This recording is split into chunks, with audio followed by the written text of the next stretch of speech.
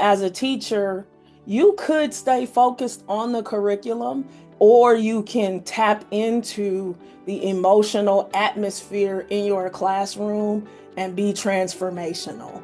Help students to move through an emotion, connect with students on the level of empathy and say, I understand where that emotion is coming from and I see you. And if you hold my hand, I can help you, overcome that emotion and move through the next thing.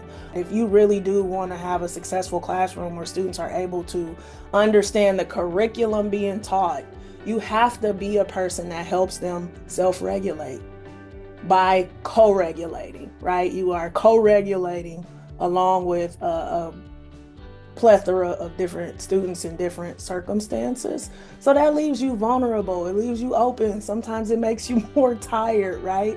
Which is why another reason why I'm a really strong proponent of SEL. I believe in mindfulness in the classroom. I believe in movement in the classroom. All things that can help you go from an individual to a group and begin to do that co-regulation together. Welcome to Purposeful Empathy, a show that's dedicated to amplifying the voices of people from across the globe who understand that the world needs more empathy and are doing something about it. This season is devoted to the power of empathy in education. Meet 12 visionary leaders from the Transformative Educational Leadership Fellowship Program and learn how they are bringing meaningful change to their schools. You won't want to miss a single episode, so hit the subscribe button now. Thanks for watching. Enjoy the show. Welcome to a new episode of Purposeful Empathy. Today I am joined by Aija Simmons, a transformational education leader, expert facilitator, and coach who has spent her career helping others lead with purpose, presence, and heart. Aija specializes in designing learning experiences that center identity, belonging, and growth. She has coached and trained school leaders, teacher teams, and equity-driven professionals using a powerful blend of inquiry, adult social-emotional learning, and reflective practices, always with a focus on creating the conditions for transformation. Aija currently serves as director of the Universal Transition Kindergarten Initiative within California's 21st Century School Leadership Academy, supporting school leaders to implement equity-centered policy in real practical ways. In 2022, she founded Artesian Well Coaching to partner with leaders to deepen their inner work for powerful change. And this season, I'm exploring the power of empathy in education. And so I've invited Aija to be a guest because that's precisely what she practices and exemplifies. So welcome to the show, Aija. Thank you so much. It's good to be with you. I love these bios. Obviously, we're now hooked into like, what's she going to share? But I always find it useful at the onset to demystify you a little bit and humanize you besides the sort of very fancy bio. So let me just ask, what do you think anybody who's listening or watching today might benefit from hearing about you that is beyond the bio? I would say that the main thing is that at my core, I love to learn, period. I have always been a learner. I've always loved learning in various contexts and across various disciplines. And the other thing is, at my core, I love to watch others learn. And so, when I see that light in someone's eyes, which I can pick up, like I can pick up a moment when you have learned something. And it just brings me so much joy to see another person hit a moment where they've expanded their knowledge or their capacity. So everything I share is going to be deeply connected to those things, my love of learning and the joy that I get from actually watching someone else learn. I think it's important for anyone listening to me to just know about me. And then I think the other thing that I would say is important for you to know about me is that I am just a regular, down to earth, plain person who will share out of my authentic experience. And that may come from a kitchen, it may come from a classroom, it may come from a university course, it may come from church. So whatever comes up, it'll come up authentically. Love it. So Do you have a memory of something that you learned in your life that was like, wow?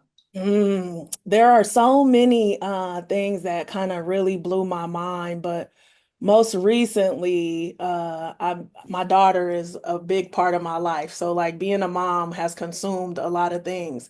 So most recently, my daughter has been into baking. And so I'm not, that kind of person.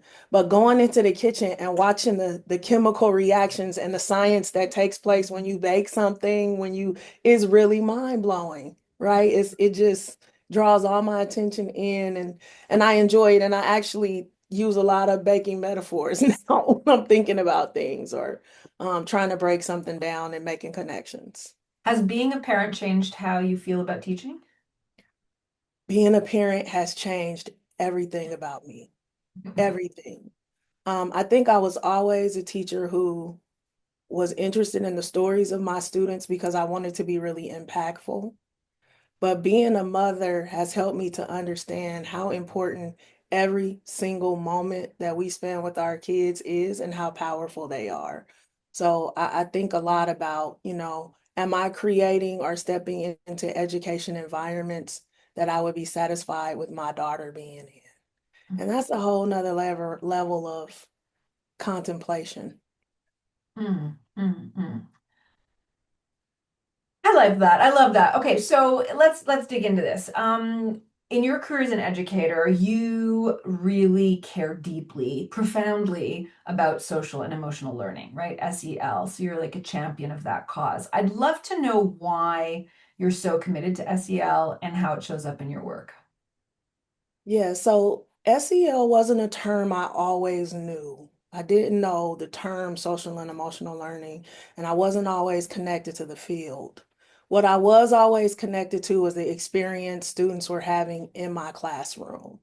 And so I'm an early educator. I teach preschool and I taught through the K to 5 grades.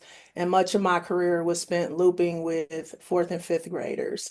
So trying to create the kind of environment where fourth and fifth graders could thrive. And so there was a moment in my career where there's this question that I now don't ask students anymore, but there's this question about what do you want to be when you grow up? And I teach in the inner city. I teach a lot of students who are marginalized, a lot of immigrant, migrant families, a lot of families dealing with, the poverty and living in impoverished conditions and under-resourced communities. So as that question is presented to those students, I will listen to the answers, listen deeply to their genuine answers. And in two separate classes on two separate occasions, I had two African American male students tell me they did not have a vision for themselves in the future because they didn't think they would make it. They didn't think they would be there. And I think that that had a profound impact on me that, students could feel that their destiny was ending by the time they were in the fourth and fifth grade. So I had to really think deeply about how I wrap that community in love, how I deal with the emotions and burdens that they come in with that I'm not real clear of unless I ask the right question. I had to think about how to give them different pictures of who they could be, what people like them had done. And so it was that pathway that opened up, my classroom to deeper activities on identity development, deeper activities on community assets and community resources, deeper connections between families, more time learning about the history of my students and what burdens they were actually bringing into the classroom. And it was through those explorations that someone who knew the term social and emotional learning visited my classroom and said, "Hey, you're doing a lot of SEL in here." I was like, "Well, what is that? What is that thing?" And so from that interaction, I began to learn about what SEL was in the field, how it was overlapping with some of the designs that I was doing in the classroom. And from there became like an exemplar teacher in including SEL in my practice and sharing that nationally now. So you understood, I mean, that is a really poignant story. that there's the curriculum, right? The state or whoever, whatever jurisdiction provides. And then there's something else Yeah. besides the curriculum that happens in the classroom. And I wonder if you could speak to the emotional heavy lifting that teachers are doing that society doesn't seem to really fully wrap its head around. Yeah, could you, like, if you had a mic to the world saying, Mhm. like, I don't think you understand what teachers really do in the classroom. Here's, let me teach you what teachers do in the classroom. Yeah, I think first, as adults, it's hard to regulate our emotions. As adults, we can't always name what situation is causing which emotion, what memory is causing which emotion. So if you can imagine how much of a struggle that is sometimes as an adult, just imagine having your 4 year old or your 5 year old, your 10 year old who has less agency, less power, trying to navigate the emotions of their circumstances, trying to navigate the emotions of being in a room, trying to learn with 20 other people, all vying for the same educator, one or two resource in that room, navigate their friendships, navigate their relationship to whatever curriculum is being presented, whether they like it or don't like it, want to do it or not want to do it, want to do what you ask them to do, or feel inclined to do something else. That's a lot of emotion and a lot of emotional mixture happening in that room. And so, as a teacher, you could stay focused on the curriculum and miss all of that and miss all of those students, right? Or you can tap into the emotional atmosphere in your classroom and be transformational. Help students to move through an emotion, connect with students on the level of empathy and say, I understand where that emotion is coming from and I see you. And if you hold my hand, I can help you, overcome that emotion and move through the next thing. So I think that people may not be aware that if you really do want to have a successful classroom where students are able to understand the curriculum being taught, you have to be a person that helps them self-regulate by co-regulating, right? You are co-regulating along with a plethora of different students in different circumstances. So that leaves you vulnerable. It leaves you open. Sometimes it makes you more tired, right? Because not only are you trying to meet your state's curricular mandates, the only way to do that is to practice co-regulation in the community and develop the practices that it takes to do that, which is why another reason why I'm a really strong proponent of SEL. I believe in mindfulness in the classroom. I believe in movement in the classroom. All things that can help you go from an individual to a group and begin to do that co-regulation together.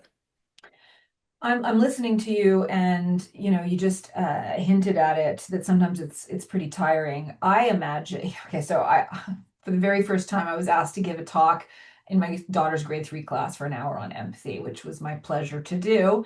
And they brought in merged two grade 3 classrooms, so there were just over 40 students, and I left and I was exhausted. Oh my God, just like one little hour. So, it's June when we're taping this, God bless. And by the time this comes out, it'll be September and a new academic year will be coming up. I would love to know personally, and then maybe through your professional channels, what you've come across as helpful to keep your own batteries charged when you're exhausted, not only physically like bone tired, but also when you're carrying the stories of your kids. I think the one thing I would recommend to anybody, and it folds into the work that I currently do around early learning, is play.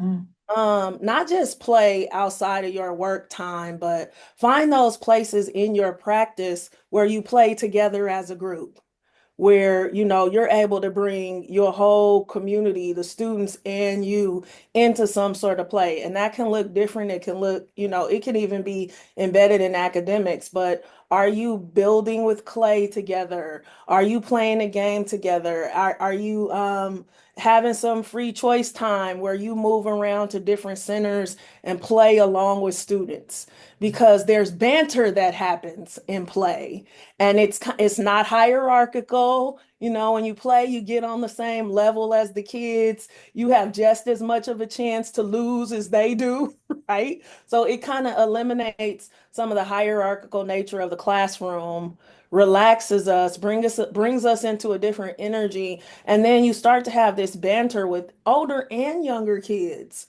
where you learn more about them. They relax with you. The filters go down, and I think you find a place of joy in the classroom that makes the work sustainable because it's not like, oh, after work, I'm going to go, practice my self-care.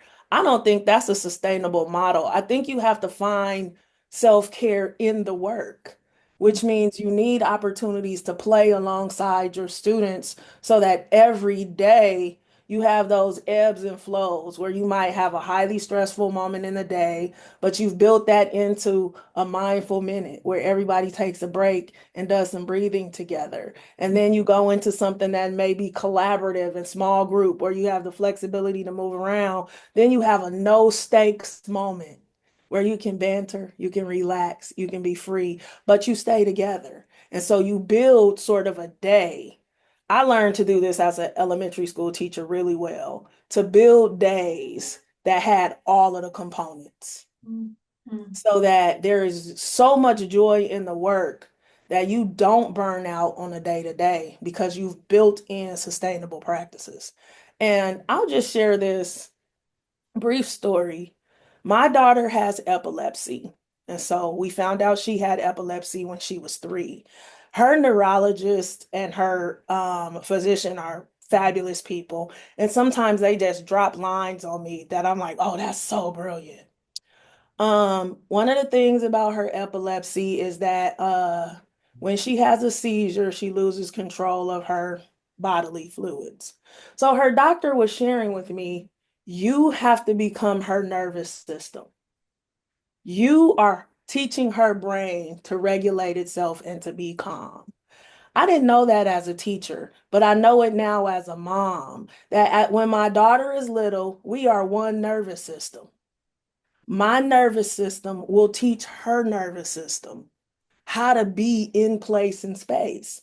So once I realized that, I was also able to partner with her teacher and say, we are her nervous system. So until her body is able to really regulate itself, let's be on the same clock. Let's have check ins. Let's use the same language so that we can teach her nervous system. When I think back on my classroom practice and building out these balanced days, I was being my classroom's nervous system. I was helping every little nervous system in that room go, we can handle stress in a day, but we cannot handle stress all day.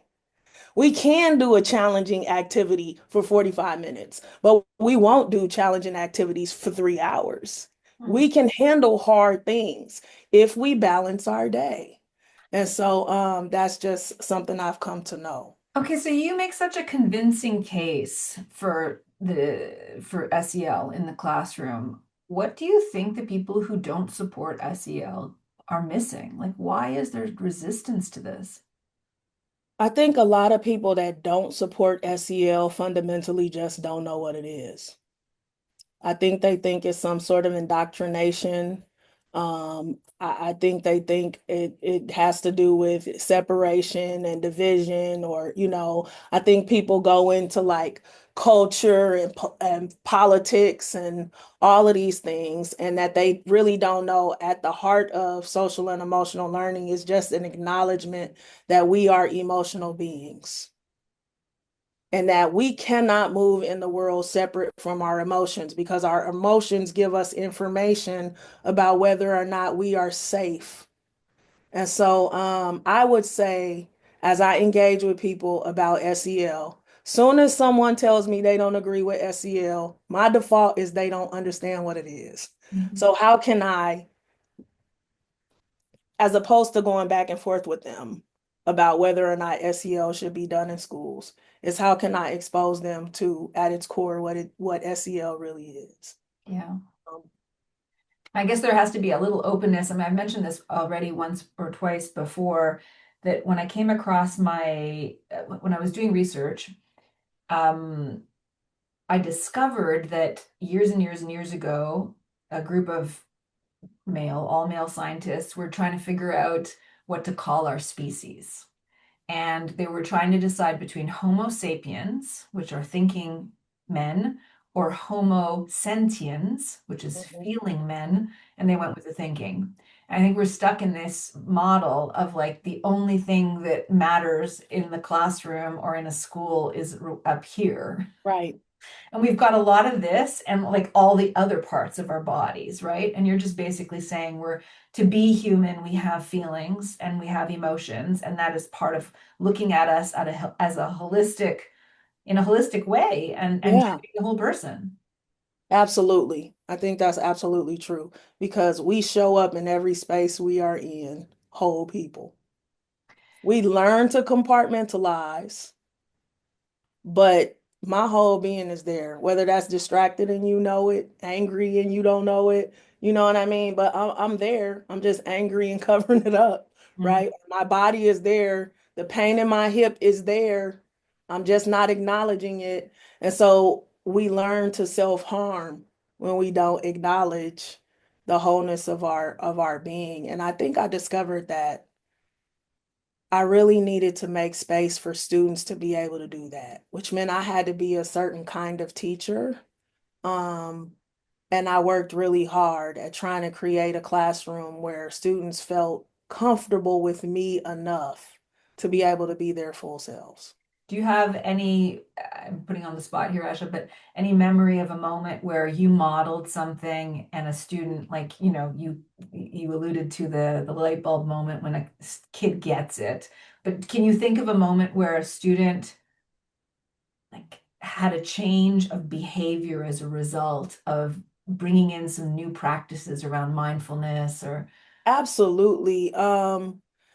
I had a student who really struggled regulating his body, right? I really struggled with harnessing his energy in particular ways. And he felt sort of a sense of connection to me. So all day long, he would be doing all kind of things, moving around the room, trying to get my attention in all sort of ways. And I tried lots of different things to find a moment where he could come to stillness in himself. And it just so happens that as the teacher that I am, I did a lot of hands-on science and things like that. So we were coming to investigations around aquatics and aquatic plants and animals. So I filled up the tank that I had in my room with fish, and we put in colorful rocks, and we put in aquatic plants, and the bubbles were going. That student stood in front of that tank still and watched those fish for the longest I had ever saw him be still. And so I was like, oh, I noticed it. I noticed the calm that came over him. I noticed, his connection to the fish. So I gave him the job of taking care of that tank. And then eventually we had these little tanks where they could do experiments. So I made sure that he had a tank on his table and that he was able to connect with those fish. And it changed something in him because there were different places and moments in the classroom where he could find his place of calm. I don't know, why he was so deeply connected to the fish and to the bubble stream going up in the tank or what that did for him sensorily because he couldn't explain it to me. But it did. It calmed him down. It gave him a place in the classroom that was a point of focus. And then when I realized that, he was able to have a point of focus at his desk. So even when that unit passed, I didn't take the fish from his desk. mm. He was one of the only students that got to keep a tank on his desk because it helped to ground him. I love that story. I'm so glad you shared that.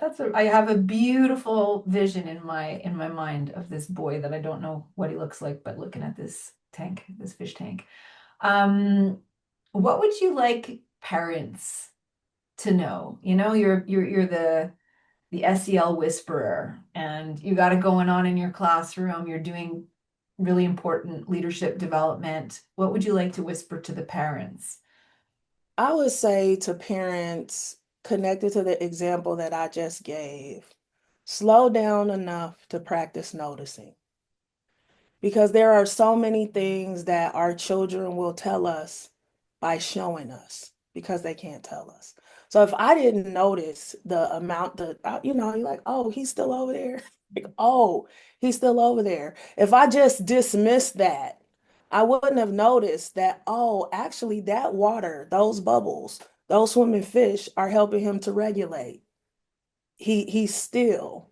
I would have missed that. The unit would have passed, the fish would have been gone. He wouldn't have got to do that job and do it successfully. He wouldn't have gotten the opportunity to have something to help him anchor him in his chair because I would have been too busy in the day to day to notice that there was a shift for him. And I think as parents, whenever we can slow down and notice what are the things that our kids are into? When are their hands and their eyes fully connected? When are they in their zone? Mm. What is it about that moment that pulled them into that zone? And how do we help them utilize and multiply and amplify those moments so that they can really live happy, healthy lives? Yeah, and that's on the facing the sun direction. I'll share what happened this morning. It's the second to last week of school for my daughter, and all of her French reading in Quebec, we do both languages, English and French. All of her French reading had to be done by the end of yesterday, and we were still reading this morning, just in the nick of time before she caught the bus. And she's not a big fidgeter, to be honest, but she was fidgeting. She was just like all over the sofa today. And I was trying to like, and not doing it masterfully. I'll just be very, very frank. I was just like, can you please stop moving? And I have so much guilt in my body about I know better. Why did I react that way? Can you soothe me? I'm like, I'm channeling all the parents who like want to do better, right? And I'm Yeah. expressing my vulnerability in this moment. You know what? I have a lot of those moments like that as well. I think they're just part of the fabric of relationships, especially relationships over time. Acknowledging them for me is the biggest thing. When you are able to say, hey, this morning, that interaction that we had, I think I noticed that you were feeling a bit of nervousness or you were feeling a bit of being tired of whatever.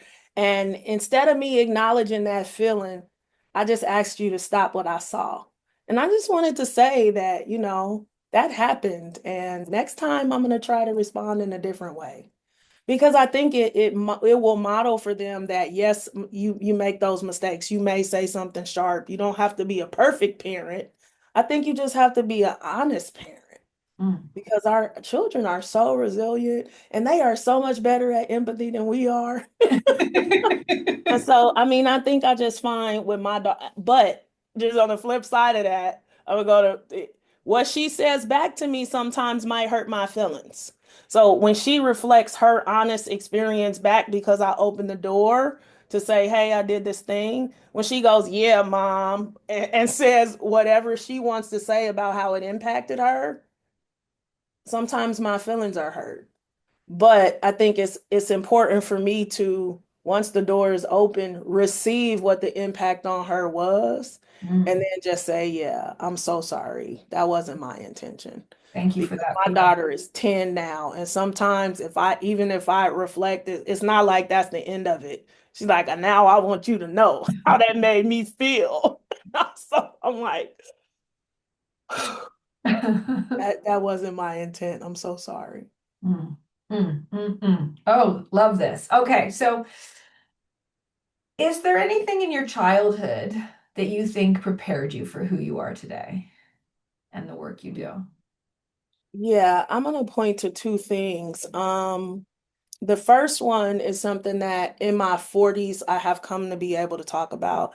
And it's not really it's something that I know of, but I can't necessarily say I remember this. But there is a picture of me and my father on Christmas in the Vacaville Penitentiary newspaper.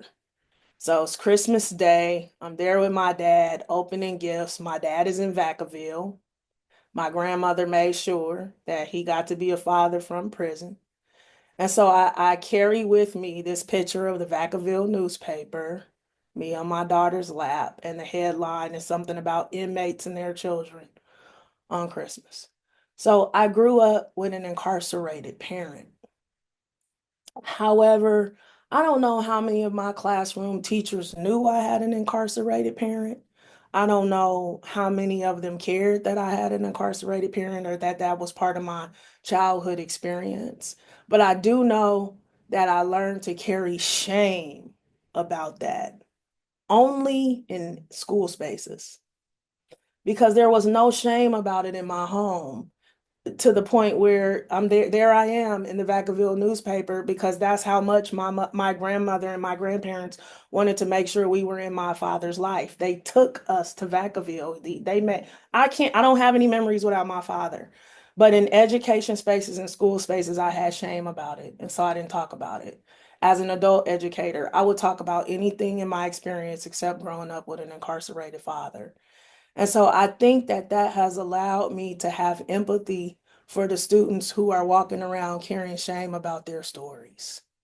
I think it has helped me to understand that there are more to people than just what you see or know, and that you should hold space for the part of the story that people aren't ready to tell. So that's one thing. And the second thing is Oh, I just, just want to stay with that for a second yeah, because that was so sure. deep. I don't know if you remember what you just said.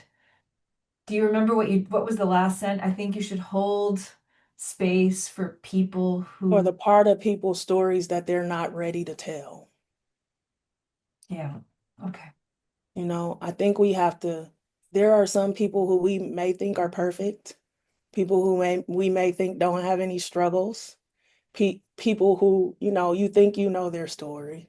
I always hold in the back of my mind because of my personal experience that I need to be mindful of and aware of the part of the story that you are not ready to tell for whatever reason.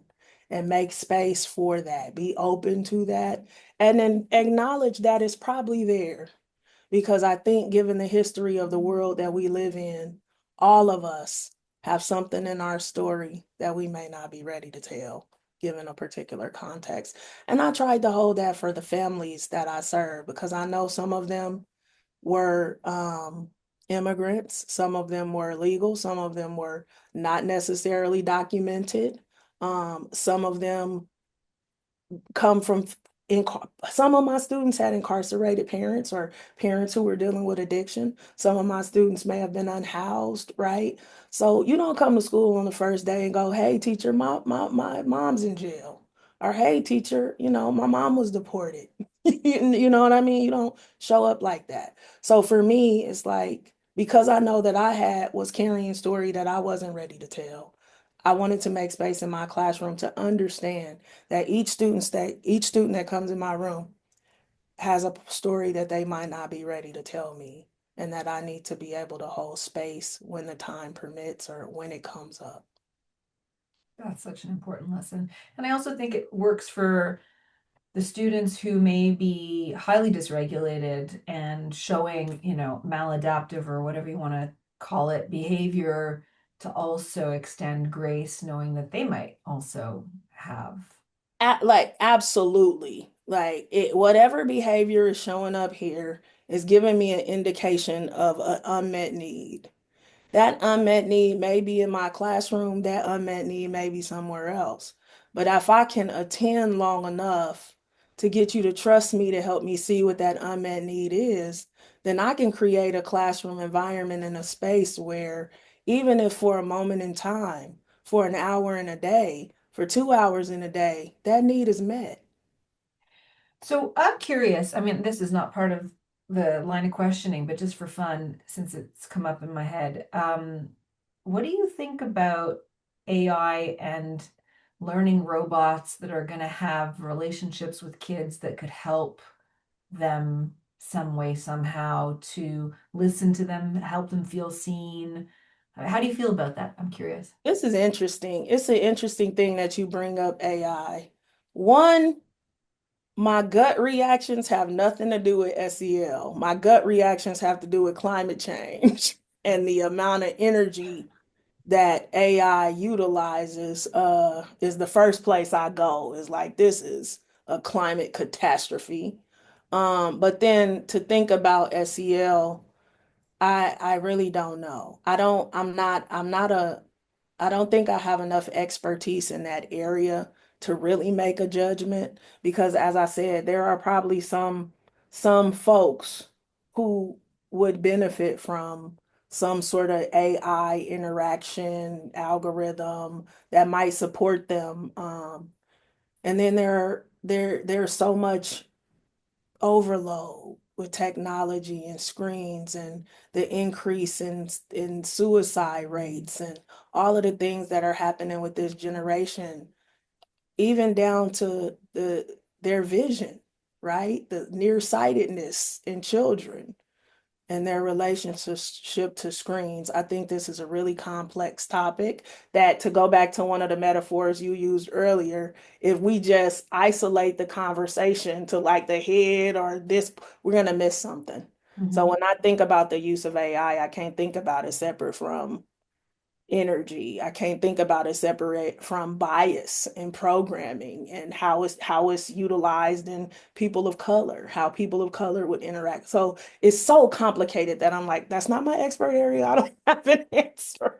Fair enough, but I appreciate the fact that that it wasn't a lockdown, as in, full throttle, no. Yeah, So let's talk about your area of expertise. You have jumped out of the kindergarten and grade 4 classroom or whatever the elementary grades that you were teaching, and now you do a lot of professional development with teachers. And what's your mission? What's your tell me that's so, about that. so great. I think right now my mission is to really support more educators to hold space where all of our students can thrive. And I've, kind of moved from beginning my career as a preschool teacher up through elementary school. I've taught as high as eighth grade, and I'm always looking for the thing that's sort of a difference maker, the thing that's going to help as many students to thrive as possible. So when I left the district that I was teaching in, I had an opportunity to circle back to early learning and to provide professional learning for leaders who are in the early learning space because the research is clear that high quality early learning is an equity gap closer.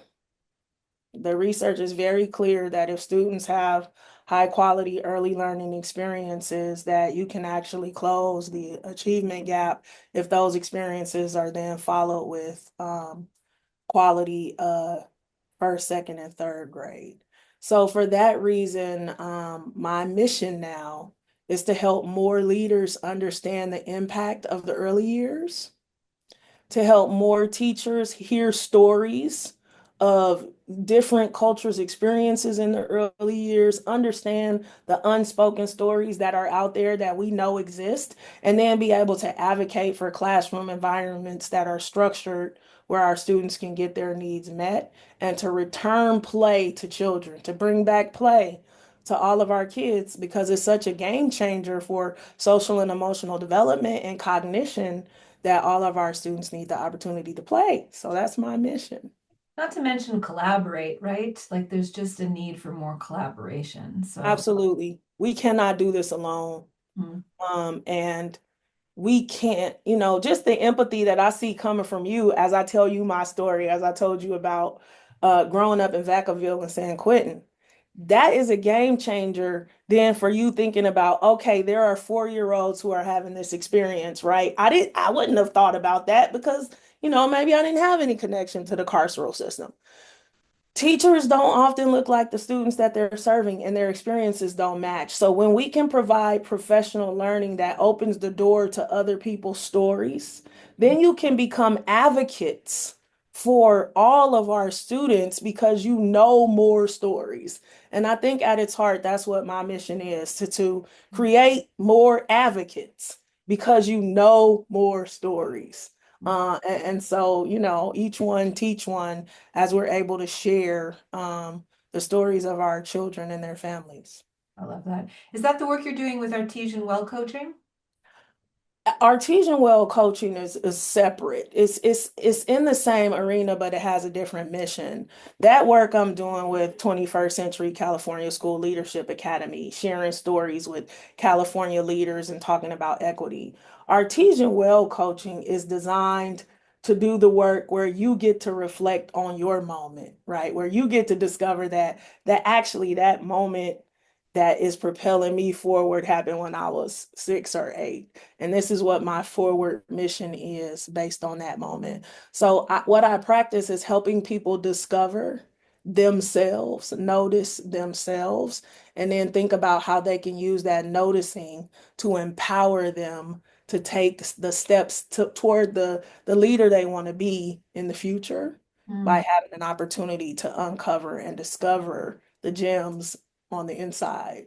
beautiful. So we'll have information in the show notes on how people can read more about that. Yeah. What about your role in the early learning space? How does that connect with your SEL work? So the early learning is really all about emotional regulation. It's all about learning how to be in space with others because they're little. That's the developmental phase that they're in. They're learning to regulate their bodies. They're learning to be in space with others. They're learning to communicate. And they're learning about the world around them. And our earliest learners do that through play. So, at the heart of my work is sharing developmental stories and really helping leaders to understand that these early foundational years are critical to the equity work that we want to do later on. The equity work of, fifth, sixth, seventh, and eighth grade is highly supported by high quality early learning experiences, and then bringing leaders together to make sure that when principals or site leaders are leading in schools and they're working with their teachers, that they understand what those high quality learning environments look like, and that they've heard enough stories to be able to uncover the equity issues in the spaces and to be able to lead to transform those equity issues. So I work with a team of folks around the state who provide professional development to principals in California because California has opened up access for all of our 4-year-olds for transitional kindergarten, which is the 4-year-old year of kindergarten, so to speak. So again, we'll have information in the show notes, and if you have any resources that you want to share, we'll include links there as well. Absolutely. Yeah, I'm sad to say that we're at the penultimate question here before we wrap. Um, it is, after all, a podcast about empathy, and we've sort of, empathy has been thread through the conversation, but I want to make it explicit. So, what role do you think empathy plays in education? Oh my God. I think that all educators need to be aware of the stories of the students that they're educating and the stories of their families. I think they need to be open. And I think they need to be flexible and able to respond to those stories. So I guess I would say that empathy is an essential skill for an educator that is attempting to educate toward a world where all of our students can thrive and be successful. I think we need not only empathy, but compassion, and to understand that we can be effective educators, effective, teachers of curriculum and classes, and still be wonderful human beings. Those things are not mutually exclusive. You can care about your students and still teach the curriculum well. I would argue that you could teach the curriculum better because you could teach students. You would be teaching students the curriculum as opposed to just teaching the curriculum. So it is my strong opinion that at the heart of a strong educator is a very powerful, empathetic heart. Mm, I'm thinking of Nell Noddings now, right? Yeah, you can love your students. Bell Absolutely. Teaching hooks, is a you can love matter of your heart, students. right? Teaching is a matter of heart. Yeah, yeah. So, we're landing the plane, and I'll ask the last question. And we're wrapping up the whole series on empathy and education with this conversation. So thank you for your time, Ash. I know it's the end of the school year, and I'm sure you've got lots of stuff to do. Can you think of a time in your life when you were on the receiving end of empathy and what that meant for you? I'm going to connect this to a teacher since we're talking about education. This teacher's name was Miss Reese. I don't know Miss Reese's first name, but I have been identified somehow as smart, gifted, and I was offered the opportunity to go to a school that wasn't the school in my neighborhood. Miss Reese lived behind the school. Miss Reese had so much empathy for me and love for me and care for me that she welcomed me into her home in order for me to go to this school. She opened up so many doors for me as a young student because she saw me and just chose to care. She just chose to care about my situation and my circumstances. She became really good friends with my mother. She opened up her home to my sister. I remember going up to Miss Reese's house after leaving school, and she was just a powerful person that saw beyond just the curriculum she was trying to teach and saw me as an individual student and just did everything in her power to make sure I felt seen and cared for. And I'll never forget her. I'll never forget Miss Reese. Miss Reese, whose first name we don't know, which is Right. wonderful. My mom may remember her first name, but I don't. Wow, Mrs. Reese's legacy lives on through you. You're Yes. paying it forward tenfold. And yeah, we love all the Miss Reeses in the world and the Mr. Reeses of the world. I have a chapter devoted to empathy superheroes, and I believe Yeah. teachers are those. So thank you for the work you do. Thank you so much. Such a pleasure. And thank you all for watching and listening. We'll see you next week at Purposeful Empathy. If you know someone who would benefit from this episode, please share it with them. Post the link to your socials and hit the subscribe button now. The world needs more empathy, and you have an important role to play.